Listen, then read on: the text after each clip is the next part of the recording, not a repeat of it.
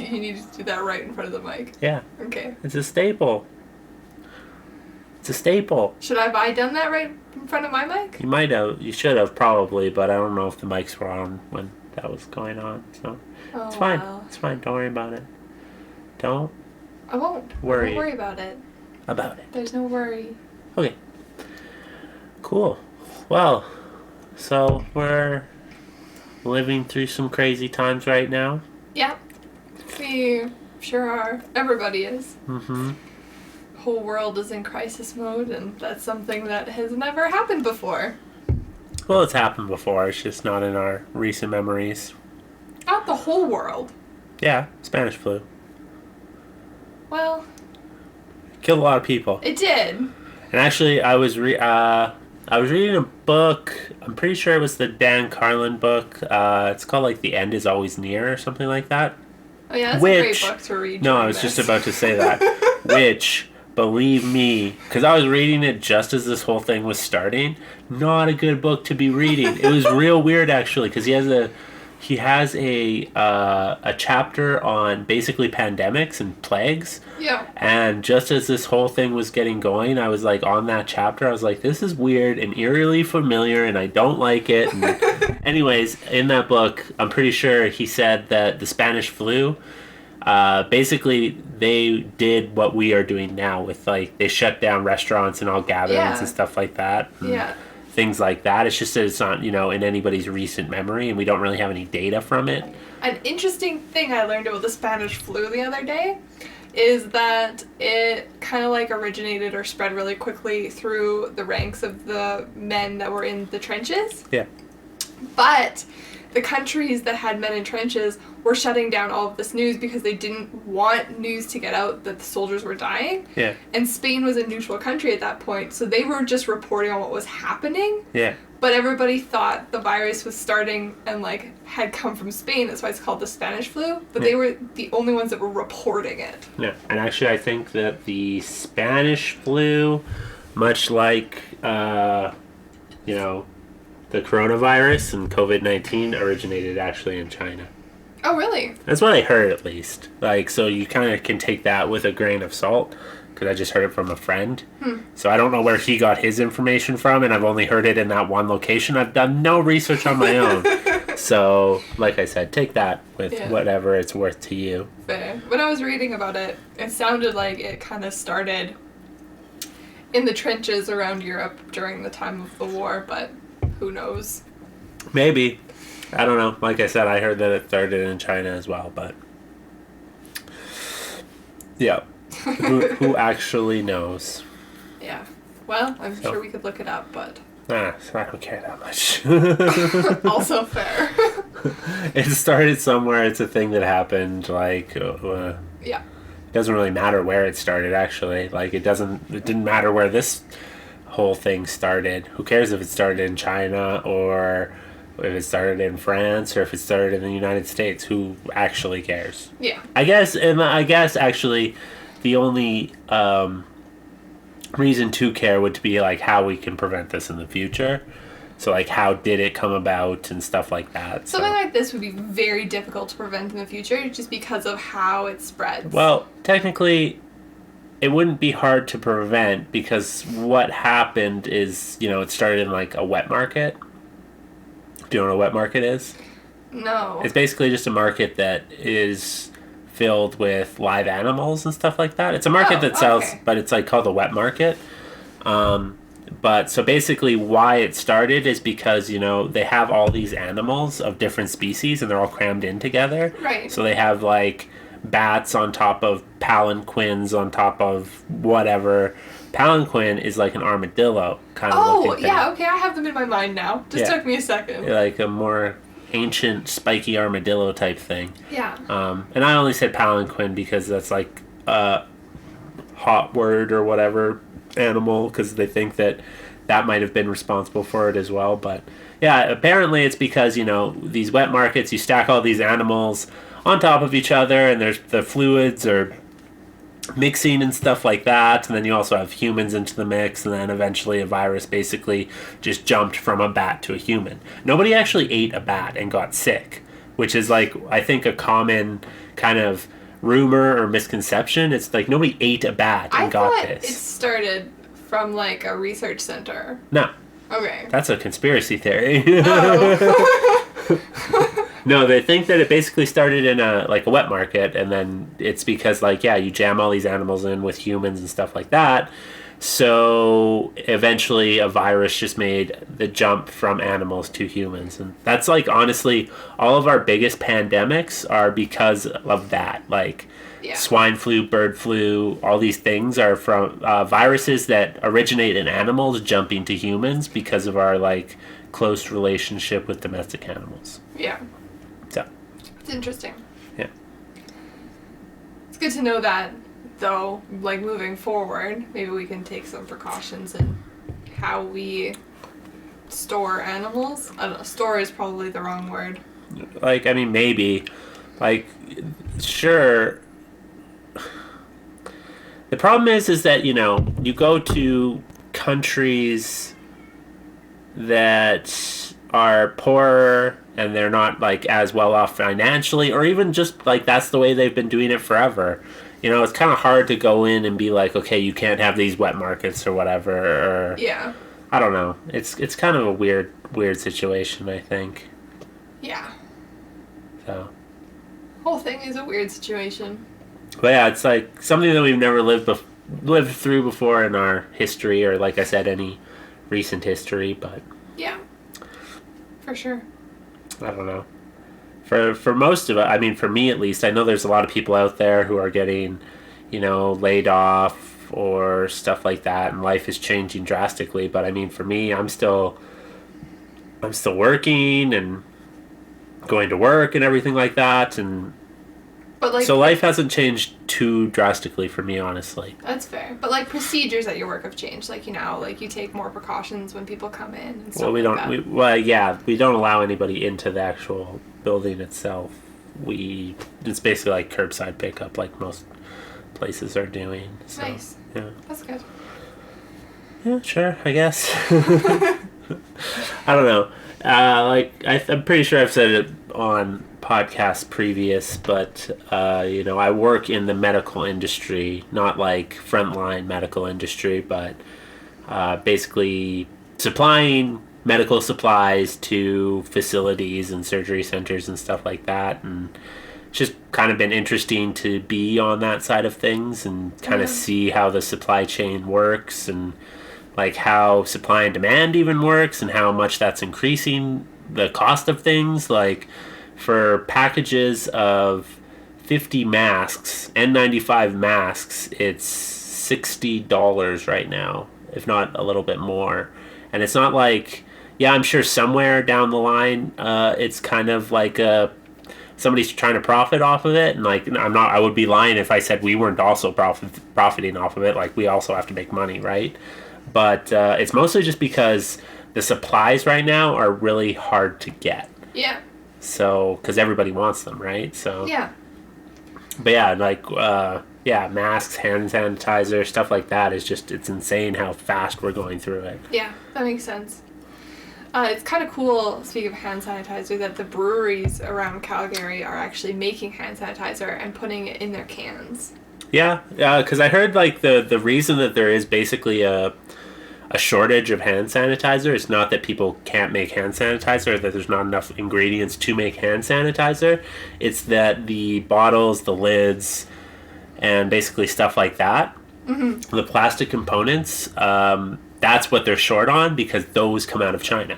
Yeah, which makes sense. It's good that, that's what I was saying, it's cool that the breweries are not only just making it, but improvising and putting it in cans so that people have access to it. Yeah. And honestly, there's lots of random little shortages that you wouldn't kind of there's an elastic band shortage for some reason. Really? Yeah, it's weird. There's weird little kinds of products that you wouldn't expect to be affected by this, but they get affected by it for some. My only thought for why there might be an elastic band shortage is because all the companies, I don't know how many fucking companies are making elastic bands, but they have now been, or the raw materials have been converted to make face masks, right? Oh, that Because you makes have sense. those like bands on the face masks that are stretchy. So that would be my theory on that, at least. But Yeah, that would make sense. yeah. Yeah. So how do you find like life hasn't really changed for you then? I mean, not too much. Like obviously the main things that everybody's feeling, like not being able to go out and gather with friends and stuff, it kind of sucks because, like, thankfully, my friend group is taking this whole thing seriously. I'm sure there are people out there who are not. No, that's really good. Like, definitely I see people even in lineups in stores and they like crowd other people and I like look at them and they all get the dirty looks, but there's definitely people that aren't taking it seriously. Yeah. And like thankfully, my friend group, it sucks at the same time, but yeah, that, like, obviously that sucks, and not being able to go out to events, like the snowboarding season was cut short, which also sucks. Like, just the things that everybody's dealing with, I'm also dealing with, except I feel fortunate and grateful because I still am working, like nothing has really changed on that end for me. Like, I'm financially secure, I'm still working, I don't have the worries that I'm sure some people are really feeling right now, and I don't have to like go out and because some people, I'm sure, are like, oh man, can I pay rent? And then if you can't, you have to kind of approach your landlord and be like, hey, because of this whole thing I can't pay. And like, I haven't really been affected in that way, luckily, and I feel very fortunate that I still am working and stuff like that. So Yeah, that's good. I know, well, too, I haven't worked since March 15th, since that whole thing, this whole thing kind of like got really serious in Calgary, where they like did start shutting stuff down.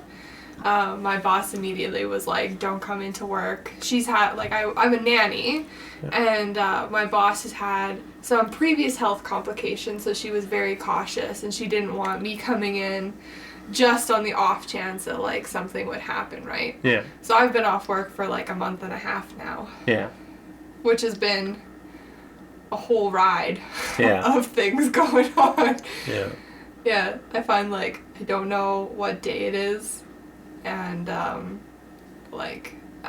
have a routine, and routines are good things to have, but like, yeah, I still like struggle, like, oh, what day is it? And then all of a sudden I'll be doing something and I'll look at the time and be like, oh my god, only 3 minutes have passed, and then I'll keep doing the same thing and I'll be like, oh my god, 3 hours have passed. Yeah. And it's just like this like time suck or sink or whatever, and it's just crazy trying to get anything done. I'm sure other people are experiencing this also. Yeah, I'm sure.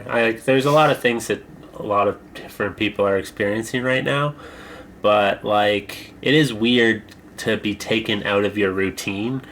Over the past couple of years, I've kind of come to realize that I think a lot of people, at least I'm one of those people, do really good on routines.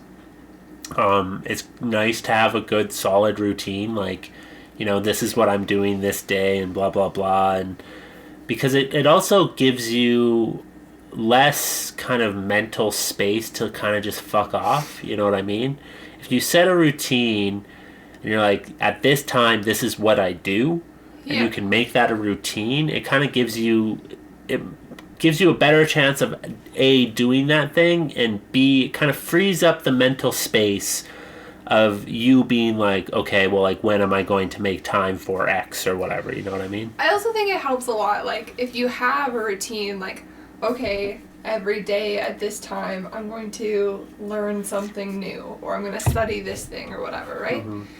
Or even just like, I'm going to go and work in the garden or do whatever. If you have that in the back of your mind, your subconscious is thinking about it.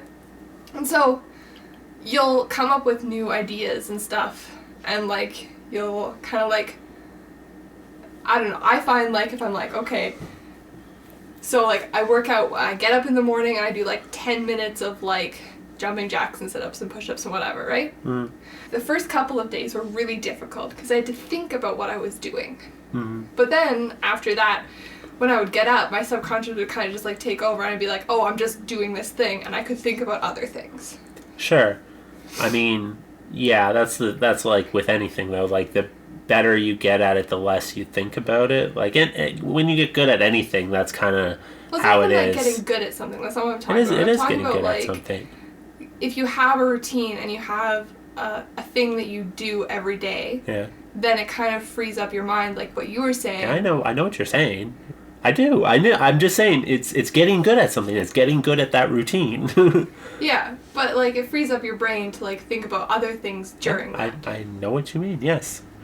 And I was just saying it's the same when you do like when you start anything. It's hard at first, and as you get better, it frees up your mind to do other things.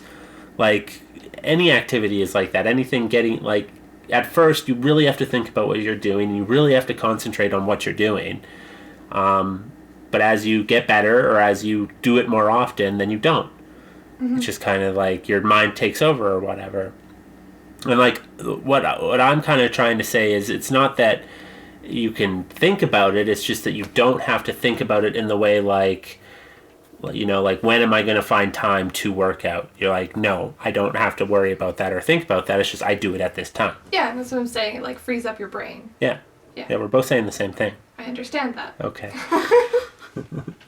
But I mean, but you have to be careful because any change, even the slightest change, can like knock you right out of that routine so quickly. And that's not always a bad thing. Like sometimes people get into routines that are like bad habits. Like for like a week and a half there for a while, I was getting up and I would do my little workout and then I would just sit on my butt and watch TV or read or do something that required me sitting down for like the vast majority of the day. And it took like the sun coming out and the weather getting good to kind of break me out of that routine. That was a routine. But now I can go outside and do stuff. So like sometimes breaking routines is a good thing. Well, yeah,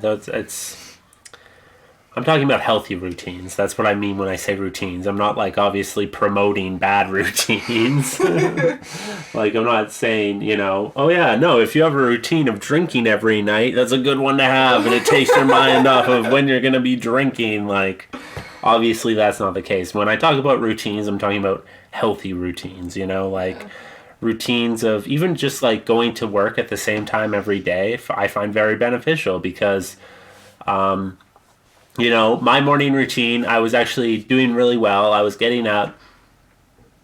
I was exercising for like 15 minutes or whatever, running through something. Then I would shower. I would do shower. Then the last little bit of my shower was a cold shower. And, I would get up, get dressed. And then for 20 minutes to half an hour, I worked on various projects. And I had things set out for each day. That would be what I was working on that day. Mm-hmm. And I was doing good. And that was really awesome. And I was happy with it.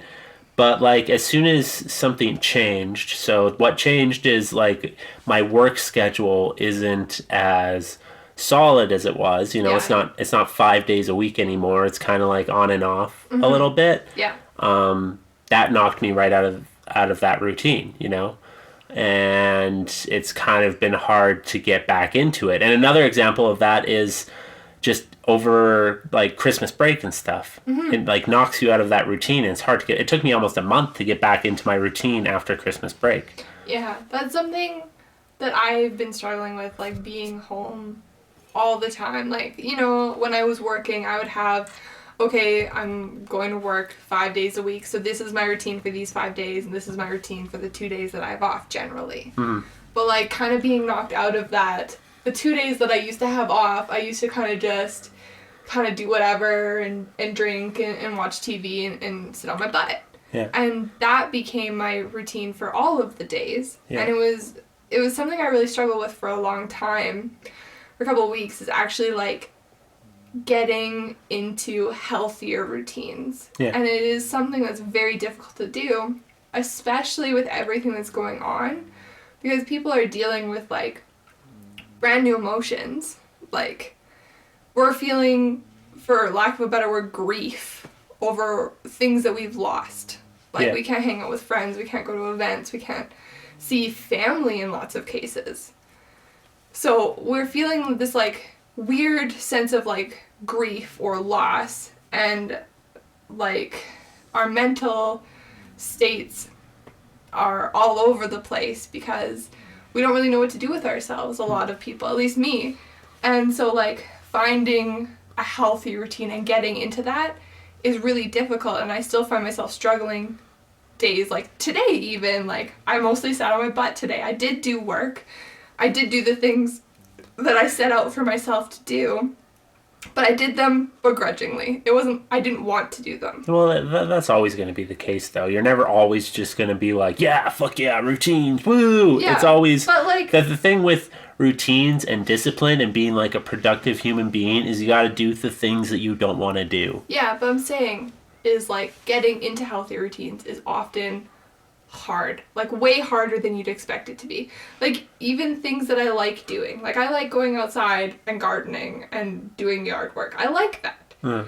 But getting myself into a routine to do that is the hardest thing. Like it is so hard the last week to force myself to go outside and do something that I like to do because of all of this other mental, emotional baggage that I'm carrying around, right? Like it's hard to do the things that I like doing, that are productive and that I want to do, but I just can't find the energy or the will to do them. Yeah, and like most people like struggle with that. Everybody knows what they should be doing. Most people probably aren't doing exactly the things that they know they should be doing. Yeah, but it's not even that should be. It's the things that I know that I like doing. Yeah, but like that should be like doing same things. Like no, it's not. Sure. No, things that I like doing are not things that I should be doing all the time. You should be doing the things you like doing, yes. Right, but then there's some things that I should be doing that are just work. Right? Yeah, but like again, it's just that comes down to a thing of discipline, I think. Yeah, but I don't know. It's just been hard to even enjoy the things that I know that I enjoy, is what I'm trying to say. Okay. And like, I know a lot of my friends are struggling with that too, where they're like, I know that I like to do this thing, but I'm finding it so difficult to actually do it. Okay. And it's just this whole like mental and emotional thing that we're all dealing with. It's hard, and like something that a lot of people I know are struggling with, including myself, is like not beating yourself up about it. It's just being like, yeah, okay, I didn't do the thing, but I got up, I got dressed today, and so that's a win. And like, I think that we need to take the wins where we can find them and not beat ourselves up about the things that we should be doing. Fair, but I also think you have to have a healthy balance in that respect, because I think a little self-examination and like kind of in that regards at least is healthy. I think self-examination is, but not beating yourself up because you didn't do something. Fair, but I mean people motivate themselves in different ways too. Like I mean I have learned that, you know, your self-talk is very important. So beating yourself up about something in the past for me might have looked like, man, you're such an idiot, or you're fucking dumb, or you're a moron, or you're such a loser, or whatever. Why didn't you do this thing? That might have been my self-talk in the past, whereas a more constructive way to look at it, for me at least now in the present, is like, you know, if I don't do something that I know I should be doing, it's like, okay, like, cool, like you didn't do it, but you should have done it.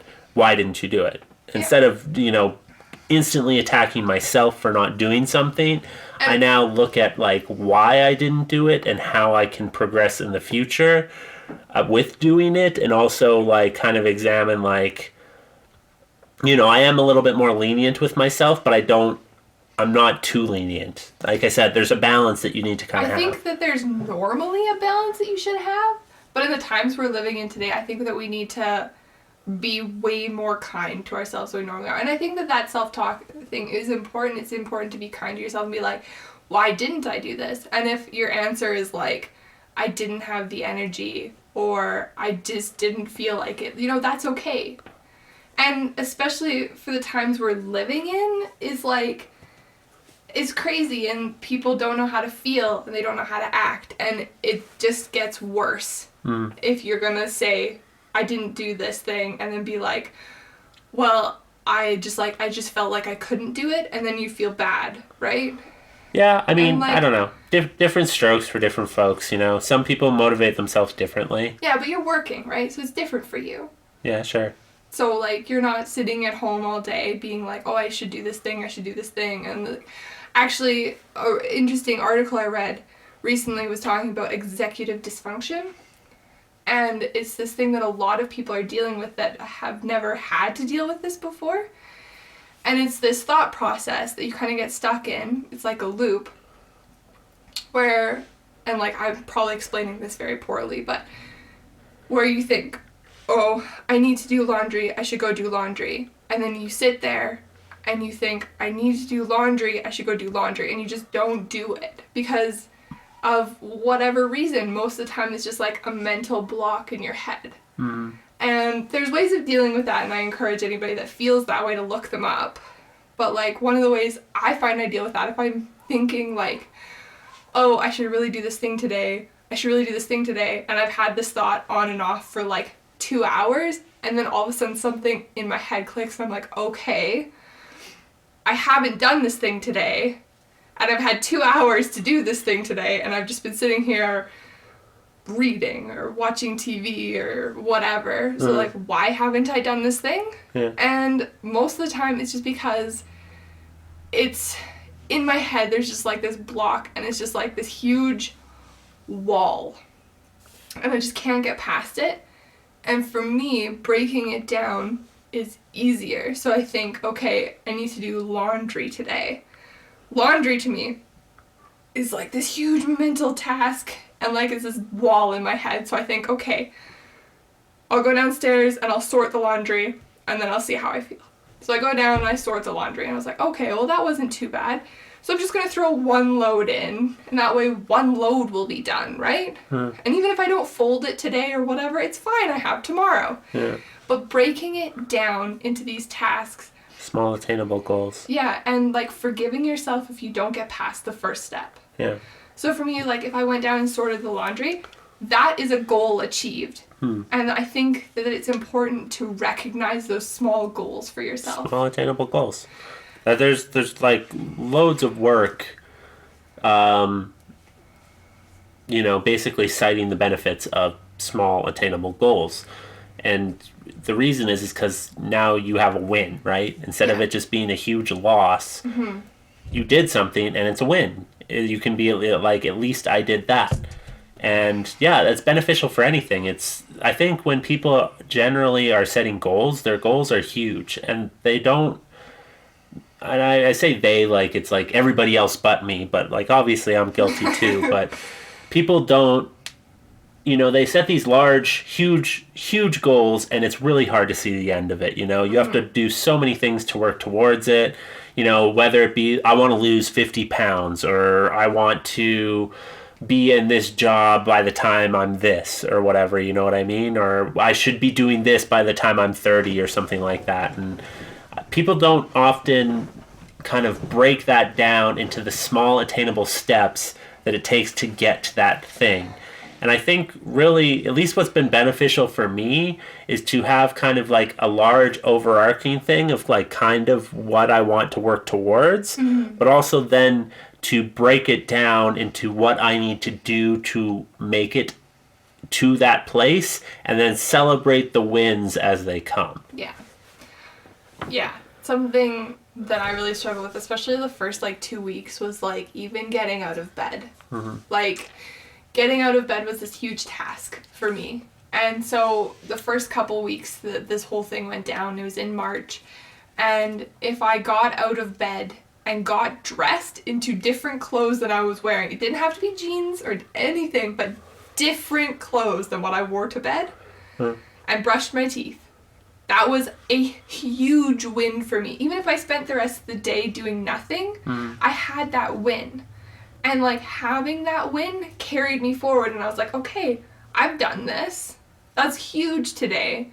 So let's start this thing. Or let's go upstairs and bake cookies. And then, like, honestly, I get burnt out just baking cookies.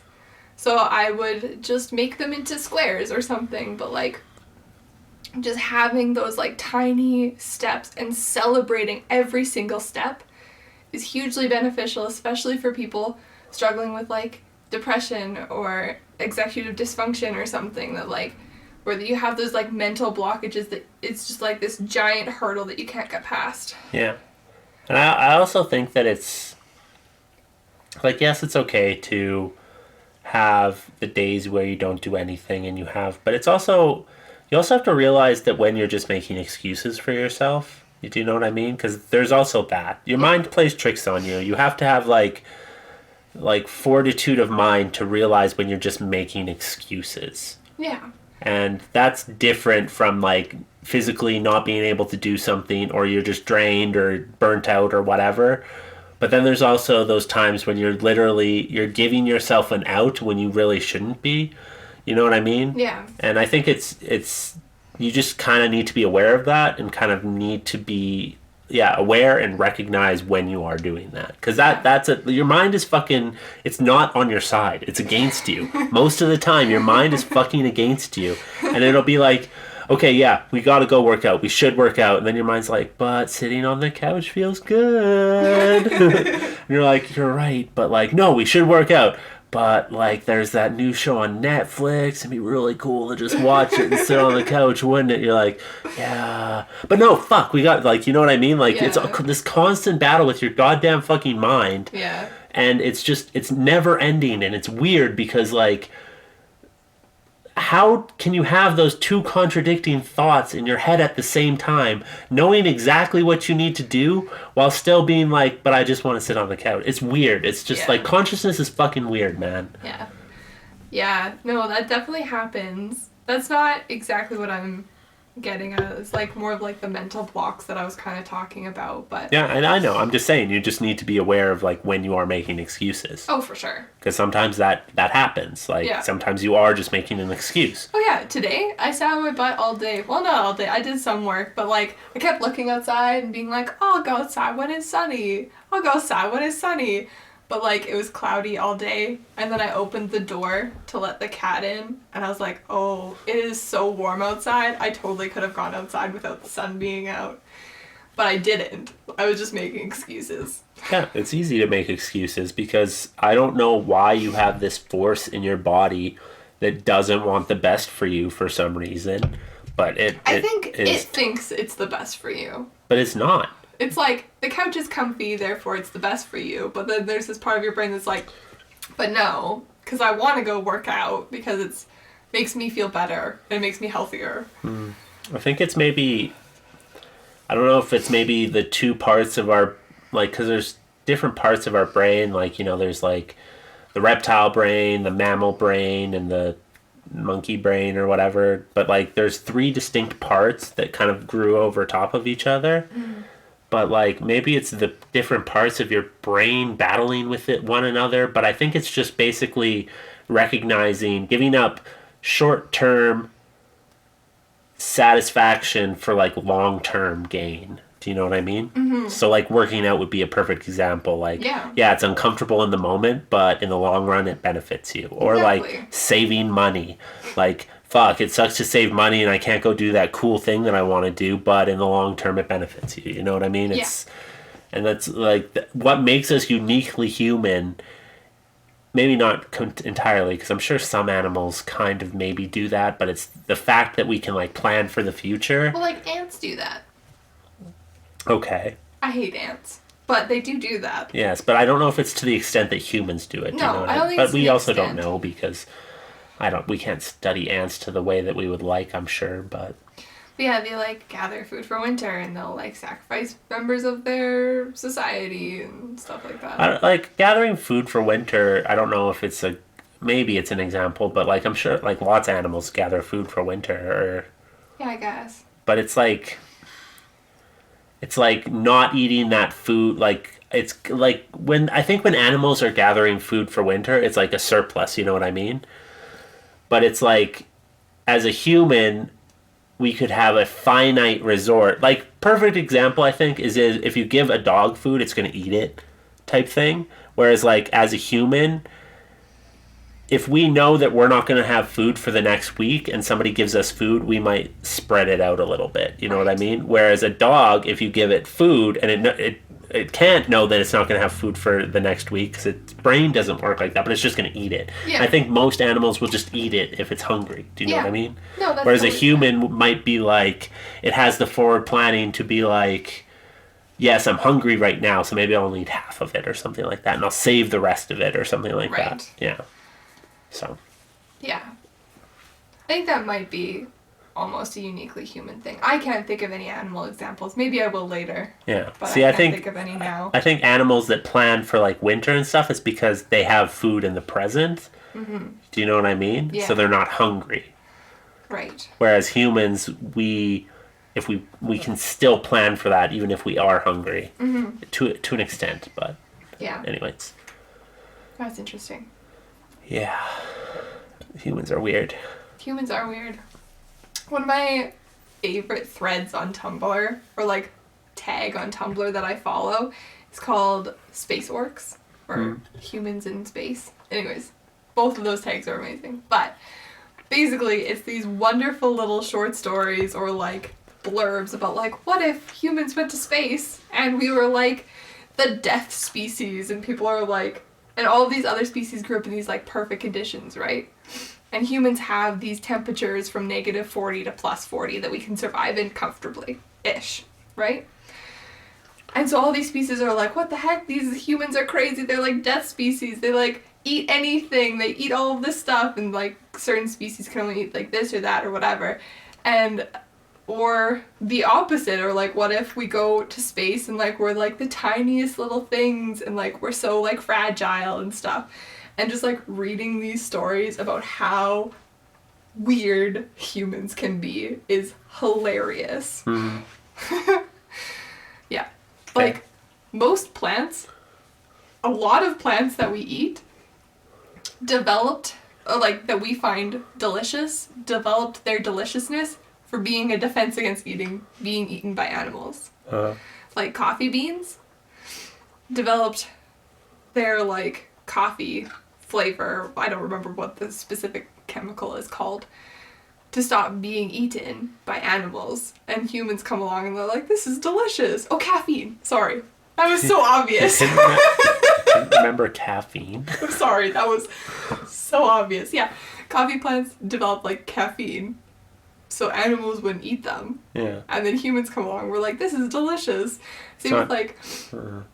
I have theories on that, but go ahead. Sorry. Same with like pepper plants. Yeah. They're like, they develop so that animals wouldn't eat them, and like lots of spicy plants that we eat did the same thing. Mint, for a long time, animals wouldn't eat mint. And it like developed this minty flavor and stopped being eaten. I guess, but like the thing is that I guess that's, you want them to eat your seeds, not your leaves. But I was going to say a lot of plants want you to eat them, but they want you to eat the parts that are going to propagate their species. But the whole coffee thing, I don't think that the flavor of coffee is necessarily appealing to humans right off the bat, because it's something not. That has to be learned. It's like many other things. It's like an acquired taste.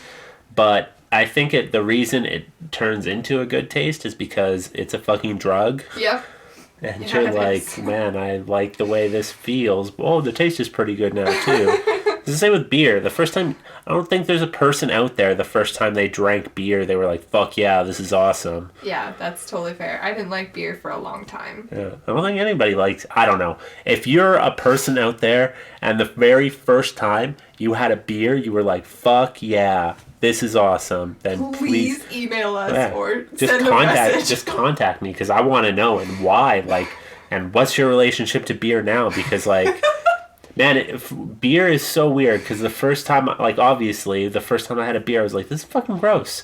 And the like, why I started drinking beer is because like, I want to get drunk. I'm a teenager, you know. I'm drinking Lucky, whatever. And then it took me so long to like start to like beer, and then once you start to like kind of the crappy beers you're drinking, then your taste refines even further, and it's the same with a lot of alcohols, actually. But one of the first beers I had was a craft beer because my older brother was really into craft beer, so that's what I drank growing up was craft beer. Sure. So the first couple beers I drank, I didn't really like it, but my older brother did find beers that I did like. They were just lighter and had different tastes. One of them was a raspberry beer, so it was very delicious. But now, like, ever since then, like, even growing up, when I would, like, buy beer, I did not like buying cheap beer because it just tasted bad to me. Yeah. Because I grew up drinking craft beer. Yeah, but I mean, there's different reasons you drink beer, and as I age... in the past it was like I would like to get the most amount of beers for the least amount of money. So, you pick up cheaper beer and stuff like that. But as I think back on those days, the reason you're buying beer is because you're like, I would probably like to get drunk. And that is rarely the goal that I have in mind when I am drinking beer today. It's more like I would like to, I don't even like to get drunk anymore. It's more on like a tipsy sort of thing. Yeah. I like to like ride that tipsy wave, and Definitely. it's more, and that's honestly just a byproduct of just enjoying a nice beer, Obviously, drinking a beer or drinking any sort of alcohol is relaxing because of its, alcoholic effects and stuff like that. But rarely do I approach a situation where I am drinking beer where I'm like, I am here to just get drunk anymore. Yeah, maybe at like festivals and stuff. Maybe. But like even then, it's like you just have like 2 or 3 or maybe 4 or 5. But like I don't know. I know what level I like to be at, and I know how to not cross that line. Yeah. So. No, that's totally fair. I like being like tipsy right around there is like the perfect level. But yeah, then I smoke some weed and then I'm just gone. Yes, and that's the thing with weed too, is like if you're not used to smoking weed, if you are drinking, like the combination of alcohol and weed is a real weird one.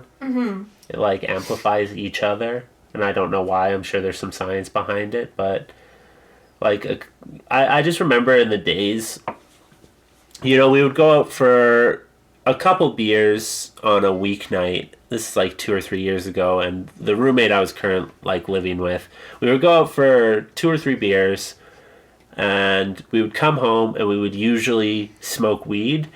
And if I had 3 beers and if I smoked weed, it was like a 50-50 chance that I would need to go to bed immediately.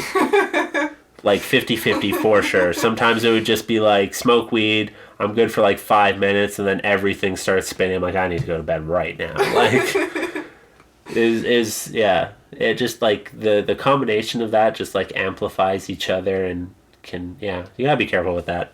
Yeah, no, for sure. It's like, honestly, you have to be careful when you're combining any sort of drug, whether it be, because like even if you just take nicotine and you combine it with alcohol, it amplifies the effects of nicotine or whatever. And anytime you're combining anything like that, that's a drug that's affecting your consciousness and your like body chemistry and stuff like that, you got to be careful with, even if it's just caffeine, because that is also a drug. So Yeah, well, and that's the thing is like caffeine and alcohol pairs really well together. Where they like both like amplify the effects, so like you stay awake and you get more drunk, both. So lots of bars do like Red Bull, and shots. I don't remember what it's called. Jaeger bomb. Yeah, I've never tried one, but. Or just a vodka and Red Bull. Yeah, so that's a thing too. Kind of have to be careful. Yeah, sure. I mean, you have to, like I said, you have to be careful when you're combining any drugs. Yeah, no, that's why I'm agreeing with you. And like, I think that people maybe don't think of caffeine as a drug. I don't think there's a lot of people who don't think of caffeine as a drug anymore. Because I think that, there's a lot of information out there on what is a drug and what isn't. Maybe, I don't know. I run in weird circles, so like, I have a very probably jaded, not jaded, that's not the right word, but like, what's the word I'm looking for? Very distorted perception of what actual reality is among everyday normal people. Fair. Because the people I hang out with are like-minded individuals, and it's almost kind of like an echo chamber. Yeah. And then when I go and hang out with other people who like aren't in that group or whatever, you kind of talk to people about these sort of things, and I'm like surprised by their reaction to some things. And I'm like, oh, people actually hold those opinions or whatever. Like, right. It's weird because like, but obviously people hold those opinions. Like everybody. The reason those opinions exist is because somebody has to fucking hold them, you know what I mean? Like, yeah, no. One of my friends took a psychology class or something in university. Anyways, he was describing how his professor described effects of some drugs, especially caffeine, on your brain. Uh-huh. So, like, say you have, like, 7, like, floodgates in your head, like on a dam that can be opened and closed to, like, with the flow of information. Uh-huh. So, say normally at, like, a normal waking hour, 4 of those are open, give or take. So when you start drinking coffee, it kind of almost opens other gates and allows more things to be passed. It's like you're more awake, right? But as you get more and more addicted to coffee, when people say that they literally can't think without their first cup of coffee if they're really addicted to caffeine, it's because maybe one or none of those gates are actually open without the input of caffeine. Oh, yeah. And caffeine puts them to that normal 4-gate open. Yeah. Well, that's like that's becoming dependent on any drug, right? Yeah. Is that the drug is basically introducing some sort of chemicals into your body, whether probably some neurotransmitters. And basically what happens is you're flooding your system with these very specific chemicals. So if your habit, or if you're, if smoking becomes a habit and it's, or caffeine becomes a habit and something that you do on a regular basis or every day, your body becomes used to that and having that as an external source. So it's like, oh, we do not need to spend the energy to produce as much of these chemicals, like the natural chemicals that occur in your body that do the same thing, because we're getting it from this other thing. Yeah. So then when you don't have it, you don't have as much in your body because your body isn't producing it as much as it should be. Along with like that floodgate analogy, he kind of explained why people overdose more often in new places. So those like gates that I was talking about, if you're traveling to a new place, more gates will open to take in information because it's new to you. It's not familiar. So your brain wants to kind of process more. So taking drugs like, I don't know, like heroin or whatever, that people overdose on often, most of the time, or a lot of the time, that happens in a new place because your brain has these gates open. And then you're trying to force them to open more, but there is no more. So you overdose. Okay. And I thought that was really interesting, and that's why people that go on road trips or travel to new places that aren't familiar to them often won't need a cup of coffee. Fair. They'll feel more awake naturally because their mind is opening more of those gates to take in new information. I mean, it's just novelty is good for your brain no matter what. Yeah. I think. That, it goes back to just all, like, that's why new experiences feel so cool. But if you become habituated to it, it just becomes regular and dull and whatever it may be. But that's because novelty is a good thing and it feels good. It feels good in your brain. It feels good when you do new things and you're successful at those new things. And all these things and experiences in life are triggering little tiny doses of chemicals in our brains that are like getting us to do those things more.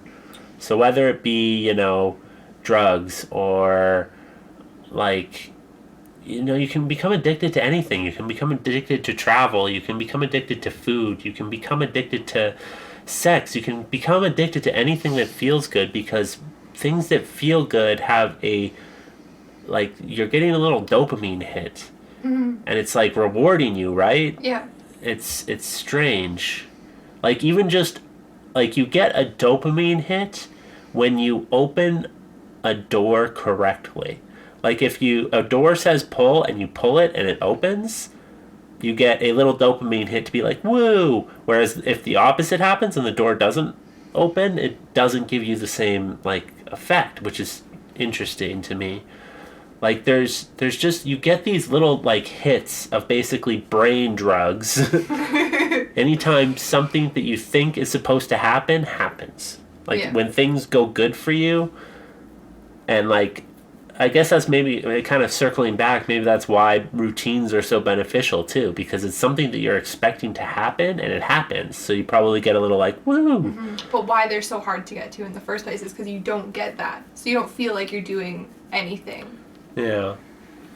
So this is interesting. I think we all like to think, and I've probably spouted it off many times on this podcast, but we all like to think we're totally and 100% in control of our actions and what we do. But honestly, I think that we're barely in control. We're just kind of going with what life throws at us, and we're dealing with that in the best way that we can, which is the only way that we can deal with that is by based off of our past experiences and our genetics and stuff like that. And it's just, like I said, I think there's so much going on in our bodies that we're just not aware of, and I just don't think that we're as in control of what we are doing as much as we like to think. Yeah, I agree. So just because there's so much we don't know even about our own brains. But it's crazy. Yeah. I keep coming across this study, and it's really interesting. It's an older study, and basically they were trying to determine whether rats will take drugs until they die. The rat park study. Yeah, the rat park study. So you've read about it? It's really interesting. So they put a rat in a cage by itself, basically with nothing else to do, and they had one water bottle that was just water and one that was laced with cocaine. And the rat drank the water that was laced with cocaine until it died. Huh? But then some researcher was like, but these aren't ideal conditions. So they basically made rat heaven. Mm-hmm. They had rats that they could have sex with each other, and they could play and run, and there was places to hide and places to sleep, and it was this ideal thing. And almost none of the rats drank the water that was laced with cocaine, except by accident, basically. Mm-hmm. And it was just this crazy study that people in our world feel so trapped and alone that the study anyways was basically saying that human suffering is at a point now that people feel so alone that they will use drugs and overdose because they can't deal with what's happening in their own lives. Yeah, I think it's kind of maybe widely accepted knowledge now that most people who are addicts probably have some sort of trauma in their lives. Yeah. And it's just because they can't deal with reality and the way that things are, that's why they, it's easier to dull a pain than face it head on. Yeah. So it's just an interesting study. I keep coming across it, so I thought I would bring it up. Yeah. Yeah, it gets I don't know. At least in the podcasts I listen to, it gets brought up a lot, so that's why I kind of know about it. Yeah. Interesting. Yeah. I've just read a lot about it. Yeah. Yeah, I think most people who are even if you listen to people talk who were like former alcoholics or whatever, people who had problems in the past with substances, it's usually what they will say is I was in a dark place in those times. And it's not because of the substances, it's usually because you are not able to deal with something. Or that they felt trapped. Or felt trapped or whatever. You're not didn't have anything going on in their life. Yeah, you're not able to deal with something, basically. Whether it being the feeling of being trapped or feeling worthless or past trauma or whatever. It's something and like that you're not. A lot of people that are like that were previously alcoholics or heavy drug users or whatever, the way that they've gotten through that a lot of times is because they've had those people in their lives that have surrounded them and come alongside them and helped them. And that is so vital. Like, human connection is so vital to everybody. Yeah. And that's a lot of the reason why, like, people are feeling so untethered now in these times, because we aren't able to get human connection the way we used to. Yeah. And, like, yes, I like both agree and disagree with that, because yes, it is important to have supportive people in your life, and it's very important to have examples of people who have gone through things and come out on the better side of it. But also, nobody can start your recovery or do anything for you that you don't absolutely want to do. Yeah. So until you decide that you would like to get better, that you make the decision that you are not happy with your life and you would like to change it and are serious about that, then nothing is going to change. Yeah, but even if you make those decisions, it's so easy to fall back into old if you don't have the support system. Or whatever, without the people beside you. But it's just like the initial decision has to be your own. Yeah. And nobody, like, people can offer up advice and they can be there for you and whatever, but you have to do the majority of the work on your own. Yeah, I agree. Yeah. Yeah. That's with most things, honestly. Like. Yeah. You need a support system in your life, just sure. in general. It's nice to have people there who are, like, willing to help and stuff like that, but, like, at the end of the day, you have to make those decisions and you have to, like... Yeah, you have to go through with what you decide. Yeah. But having the people there that you can turn to and be like, I decided this, I'm going through with it, but I don't know how, is very beneficial. Because we also, I'm sure most people have a friend or someone in their life who you just kind of watch and you know that they're just making things harder on themselves, or they're not in a good place, or, you know, they're always negative or whatever it may be, and I'm sure you've tried to maybe change them or offer up advice or, like, try to just provide good examples or just been really, like, and that helps, but they're not going to change until they decide that they would like to change. And no matter what you do, you can't change that. You can't force them into something. No, you can't force change on anybody's life. So, no matter how bad you want it. Yeah, that's totally true. It's kind of interesting how this podcast has actually evolved, and it's kind of naturally done it on its own with who I talk to, but it started out as like a travel podcast. It was called Globe Hopping, if anybody remembers that. I'm sure there's some of you out there. And then it just kind of naturally progressed into something that was this. And it's interesting how now it deals with more of a message of, like, mental well-being and, like, how to improve your life, and just sharing the stories of, like, everyday people and what everyday people go through and stuff like that. And it's real cool just to kind of see how that has kind of transformed almost on its own accord. That is cool. Kind of, sometimes the best changes kind of come about naturally. Yeah. I know I'm an artist. I like to call myself an artist anyways. And I love painting and drawing, and I look at these people's styles, especially this guy I follow. His name is Chris Riddell, and he illustrates a lot of books, and I just love his art style. And I've tried to imitate it, and because I just love how it looks, and it is not something that I am good at. I am much better at doing other types of art. Yeah. But like, my art has kind of naturally changed to reflect the kind of art that I constantly am seeing and the artists that I follow. Mm-hmm. And I think that kind of change and that kind of like natural flow and just the difference in how you do things based on the people you interact with is a good natural thing. Well, I feel like that's the natural process for anything creative, is that, like, at first you're basically just kind of imitating the things that you like, whether it be if you're a musician or a painter or a podcaster, whatever it is. Mm-hmm. You're kind of trying to imitate the things that you like until you kind of find your own voice or your own way of doing things. Yeah. And it's kind of because that's how you learn, like, your style and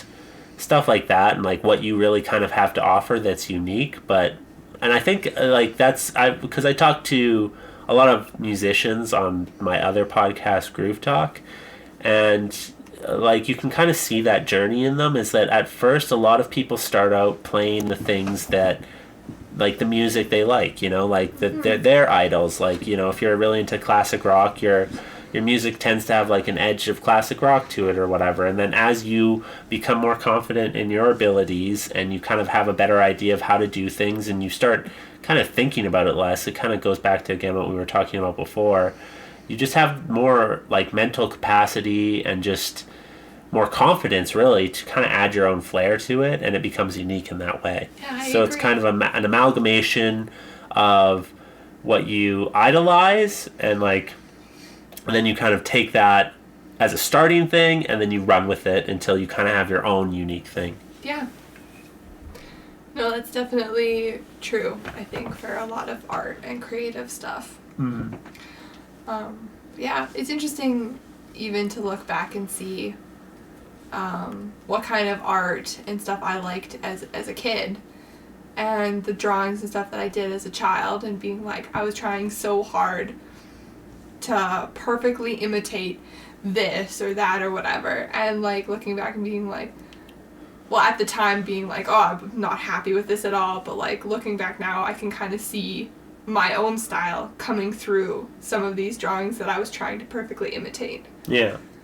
It's like, it's really hard to just kind of embrace the unique thing that you have to offer the world, especially kind of in today's like society, because we're constantly being bombarded with, you know, what the most successful of us in our fields are doing. That is something that a lot of artists have been talking about recently, at least the artists that I follow, where it's like, now we have all this time on our hands for hobbies and creative things and stuff, right?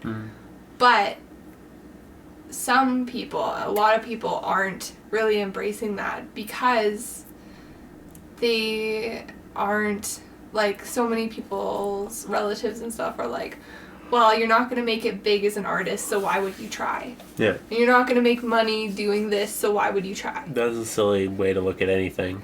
But it's what lots of people's mindsets are. Sure. I mean, so, like, that's like, hey, if that's your mindset, if you're out there and that's actually your mindset, that is silly. Because if you like to do something, you don't need to make money at it. Yeah. Just for sure. You should do the things you enjoy doing because you enjoy doing the things. Yeah, not because you might be compensated for them. Yeah. Yeah. That's something that people are struggling with now, though. Yeah, I guess it's fair, like, you know, especially if, you know, you're out of work and stuff and you're looking for another avenue to make revenue or whatever, so. Mm-hmm. But, like, I mean, the hardest part of any creative thing is just getting started. Is like making yourself do the thing and getting started, it's harder to write the first sentence of a story than it is to write the next 18 paragraphs. I guarantee you that. Yeah. So That's something that lots of authors and stuff talk about. It's like, just start. And if you hate it, go back and edit it. But as long as you've started it, it's easier to keep going. yeah. Also, like, everything you make doesn't have to be for the public. Make stuff just for you. Like, it's what it's supposed to be, you know? You're supposed to do it because you like it. You're not supposed to do it because you're like, man, people are gonna like this, or I'm gonna make some money on this. Like, yeah, it's great if you can be one of those people who can be a successful artist or novelist or podcaster or whatever it is. That's great. You found a thing that you enjoy doing that you can now make money at, and that's awesome. But it doesn't have to be like that, you know? Like, inevitably, if you do that hobby as a profession, it is going to take a little bit of the enjoyment out of it, because no matter what, sometimes you just don't want to work. Mm-hmm. And sometimes, like, I'm sure sometimes fucking the most successful musicians out there have shows where they're like, fuck, I have to play this show? Are you kidding me? I'm so over this. Like, they have those days. Like, I think everybody does. Like, sometimes you do just want to do nothing. And, like, that's something that I've talked about on this podcast before, is, like, about 1.5 years ago, I started doing art because I wanted to. And I didn't really expect it to go anywhere, and that's fine with me. And I just wanted to create things because I wanted to create them, and not for any other reason.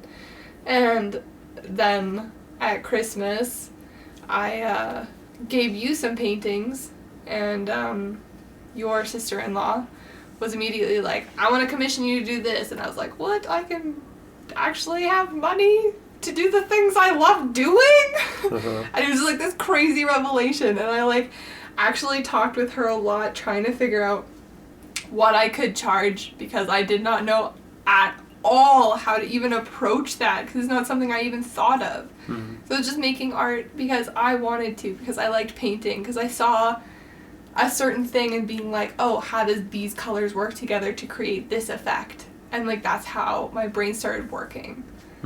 And it's something that I enjoy. Yeah. Like, I mean, with any hobby, it's nice to give people the option to give you compensation. Yeah. But it's not. It shouldn't be the sole reason of why you do it if you enjoy doing it. If you're trying to make a career out of it, and, like, you know, like, obviously it's different, but, like, if you're doing it because you love to do it, that should be why you do it, and it's a bonus if people are willing to give you compensation for that. Yeah, totally. And it should be like an honor almost. Oh, for sure. I felt so incredibly, like, what is even happening? Like, I felt so crazy honored that I got to make art for somebody else that they wanted. Yeah. And it was just this feeling of, like, I cannot believe that this is my life. That you want to give me money, and I'll give you art, and I get to do something I love doing. And it was just, it's just crazy. Yeah. That being said, I think that kind of people in our society, and again, I'm just kind of talking generally, but I think as a society, we maybe have a little bit of we don't value art as much as we should, because we're so used to getting, like, things for free through the internet nowadays. Like, music is a perfect example, right? Or podcasts, or photos, or paintings. Like Instagram and social media and all that have kind of ruined it in a little bit of a way.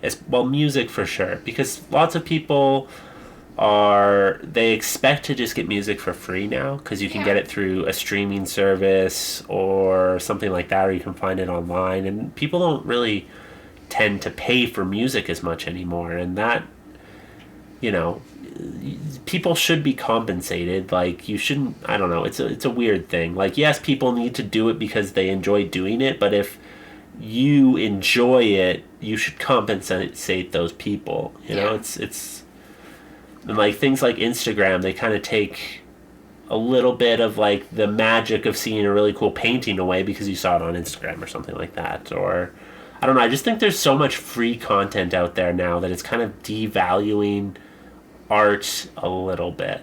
That's interesting. I never really thought of it. Yeah. Not that that's necessarily a bad thing, because, like, again, on the flip side, it makes it so that any artist can get their name out there and possibly make a career for themselves. Yeah. And it's better if a lot of artists are out there making a modest living instead of a few artists out there making extremely extravagant living. You know what I mean? Which is kind of the way it was done in the past, in a way, I guess. But, yeah. Speaking of Instagram, check out my Instagram. Shameless plug. We'll have the link in the notes. I was like, are you going to tell people what No, it is? Or are you I'm just not. going to be like, check out my Instagram? You Check have it no out. idea what it is. No, the link will be in the notes. It's Del Fuego art. So, something that I guess will kind of be taking place as we are moving forward with this podcast. This podcast has been, like, really interesting because, like, I touched on it a little bit earlier, but like, it was called Glow Popping, and then it transformed into This Is Your Brain on Podcast. It was a travel podcast, and now it's more kind of like an Anything Goes style podcast, and it's changed, and there's been times when, like, it gone on extended periods of break, like, you know, where I didn't release episodes for, like, 3-4 months at a time, but I always came back to it, which I find interesting. And there's been times where I toyed with, like, even abandoning it, but, like, I could never bring myself to fully do that, and it made me kind of ask questions of, like, why I do this in the first place. And, like, the answer is because obviously I just enjoy it. I enjoy getting the chance to sit down and talk with people for an extended period of time, because it's just something that you don't really get a chance to do in today's world. So, like, to an extent, but anyways, it's gone through so many, like, changes and periods, and it's cool that it's still going, and I'm super happy, and I love doing it, and it's awesome because it kind of feels like it's just something that needs to be put out there, or that it's like almost like I'm not doing it, it's just kind of happening on its own. And it's been cool to, like, connect with, like, the people who really do appreciate it and stuff. And honestly, like, that's why I keep doing it as well, is because it's when the people who noticed when it was gone, you know, the people being like, hey, you still doing that podcast? Because, you know, like, I enjoyed it and stuff. And it's just been interesting in that way. But, like, as things change, and for those who don't know, this podcast mostly got released, all the podcasts I did got released under FrogE Style Productions, and the only way that you could find us was through FrogE Style Productions, you know? And it kind of made it a little convoluted and stuff. And for those, again, who don't know, FrogE Style Productions is the production company that basically produces this podcast. They do all the editing, they do all the production, they do all the posting and stuff like that. But it kind of was hard to fit all the things that I wanted to do with this podcast into this, like, into the frame of FrogE Style Productions. So as we're going forward, we are basically kind of separating this podcast a little bit from the overall FrogE Style Productions. It's obviously still going to be produced and edited and hosted by FrogE Style Productions, but this is now kind of transforming into more of its own entity. It's like almost its own brand at this point. Yeah. We're, like, trying to make it anyways. And, like, that's kind of what you have to think about it as, because it does have its own voice, you know what I mean? Like, before, it was just kind of like a whatever thing, but now it's kind of more becoming something that revolves around like, the main kind of pillars of this podcast, I would say, would be storytelling, mental health, and just, like, the spreading of information. Sure.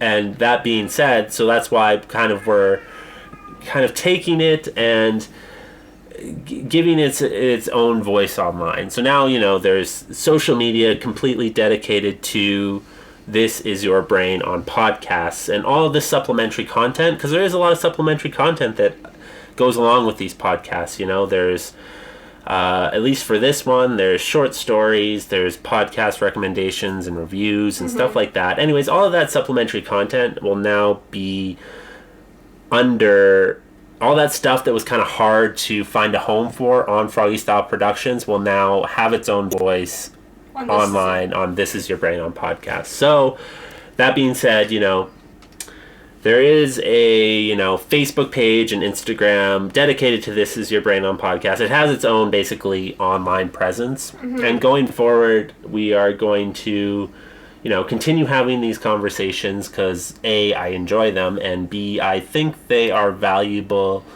for people to hear. You know, podcasts have always been a big thing in my life, and it was podcasts really that like made me realize, one of the things that made me realize that like we're just all people, and no matter how successful people are, like listening to them talk on podcasts and shit like that, it just makes you realize that we're all people. You know, everybody has their own struggles, everybody has their own like neuroses, their own mental handicaps, their own like struggles just to get through life. And no matter how successful you are, that is the fact. It's like we're all humans, you know.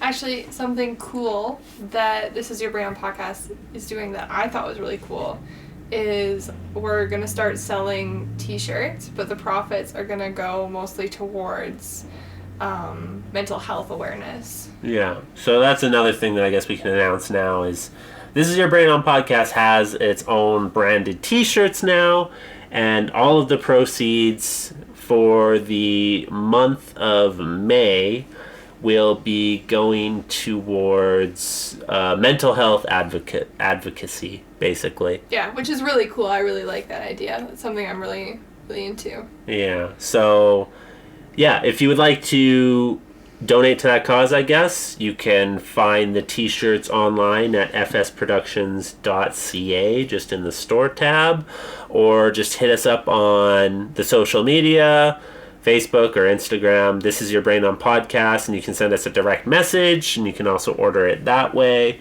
if you are interested. And like I said, all the proceeds are going to go to basically just mental health awareness. And how much are they? $20. Nice. Yeah, so it's very, very reasonable. Yeah. So yeah, another change that will kind of be happening in the future here is I will be kind of taking a step back from the social media aspect of This Is Your Brain on podcast, and I'm going to kind of be handing that torch over to you. Yeah, and I'm really excited about it. I am still learning things about social media, and so it should be good. But I am really looking forward to it. I really, really love This Is Your Brain on podcast. It's a great thing to listen to, and you just touch on so many relevant topics. And it's not to say that I won't still have a hand in it, obviously. I will. And I'm still obviously going to be your esteemed host and thought dude. Thought dude, yeah. It's one to put on the resume. Yeah. I'm going to put that on my resume. Thought dude? Fuck yeah. Funny story that I should have to tell after. Anyways, we're just going to be handing it over. Tierra is going to be doing more of the social media stuff, and because things at FrogE Style Productions, as we add more podcasts to the network and as things grow, we're trying to give each podcast its own voice, essentially, and create. It's only like brand almost. Yeah, we're basically creating each podcast as its own brand because each one is so unique and so different, and like you're already bombarded by so much information on social media and just like in general through the internet that I want the people who are interested in the certain podcast to only get the information that they are interested in instead of having to sift through everything that is coming out of FrogE Style Productions. So if you are only interested in This Is Your Brain on podcast, I want to give you an outlet that you only get that information, because there's a lot of stuff that comes out of FrogE Style Productions, and if you're not going to be interested in it all, because we cover so many different diverse topics now, you know. We have a music podcast, we have a video game podcast, we're adding possibly a TV show podcast in the future, and then there's this one, and like I said, there's already so much information out there that I just want to get you the information that you are interested in without sifting through the shit you're not. Yeah, and that is a good thing to do. Yeah, and it's just, it's so, yeah. I think it's the right decision moving forward, and I'm excited to see where it goes, and I hope that you all enjoy the extra content that will be coming out as well, that, like I said, just didn't find a home on FrogE Style Productions, but will go perfectly with This Is Your Brain on podcasts. And it'll give you guys, you know, some extra content, and hopefully that'll spark more conversations and stuff like that. And I'm really excited going forward and to see what happens with it. And no matter what, we're going to continue doing it because it's just so much fun to do. And yeah, thank you to all of you who are listening and for your continued listenership, or if this is your first time listening, thank you. So I hope this is the right move, and I hope that you will grow with us, essentially. Yeah, that is a good way to put it. I like it. Yes. Anyways, funny story. So, you know, since we're all doing more social distancing and stuff like that, everybody's doing a lot of video calls and stuff like that. So when I first set up my Zoom account, it was just, we were playing games with my brother or whatever. So I thought that it would be funny to just make my name Fartmaster. Because I am an immature 6-year-old. Anyways, the one time that I used the Zoom, my name was Fartmaster, and everybody got a good laugh, and it was like, ah ha ha, Fartmaster. Anyways,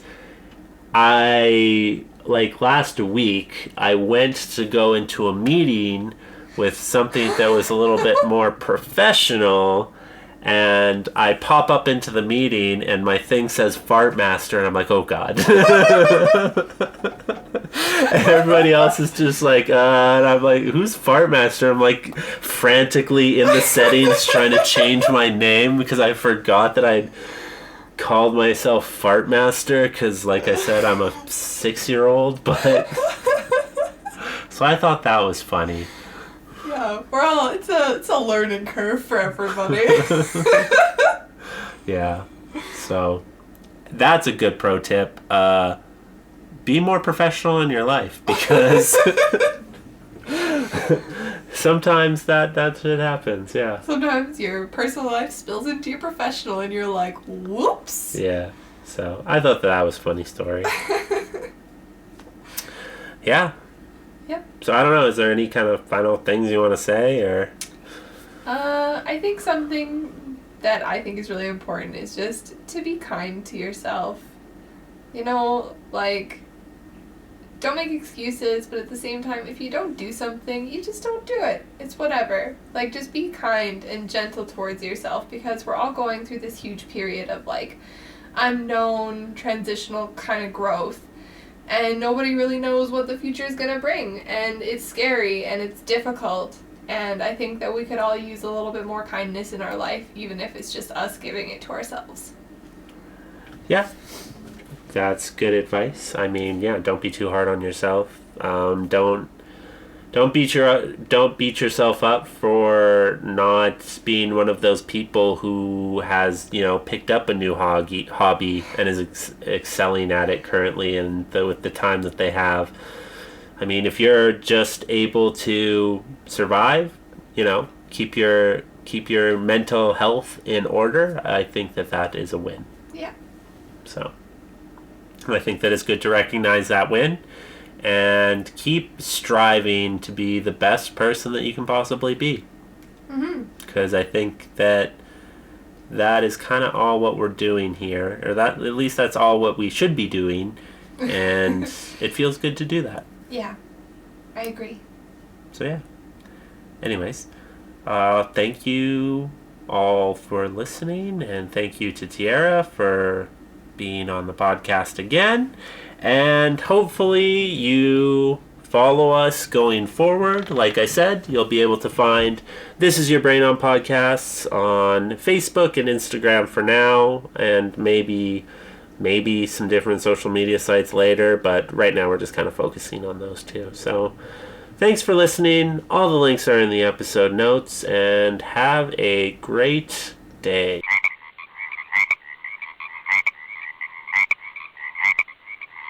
If you like this episode of This Is Your Brain on Podcast, consider leaving a rating or a review on your podcast listening app of choice. You can find us on iTunes, Stitcher, Google Play, Spotify, basically anywhere you listen to podcasts, you can find us. Help us break through those evil algorithms and reach the most amount of glorious listeners that we possibly can. And let us know how we're doing. For up-to-date information on the show, you can follow us on social media. You can find us on Facebook, Twitter, and Instagram. For more ways in which you can support the show, visit fsproductions.ca.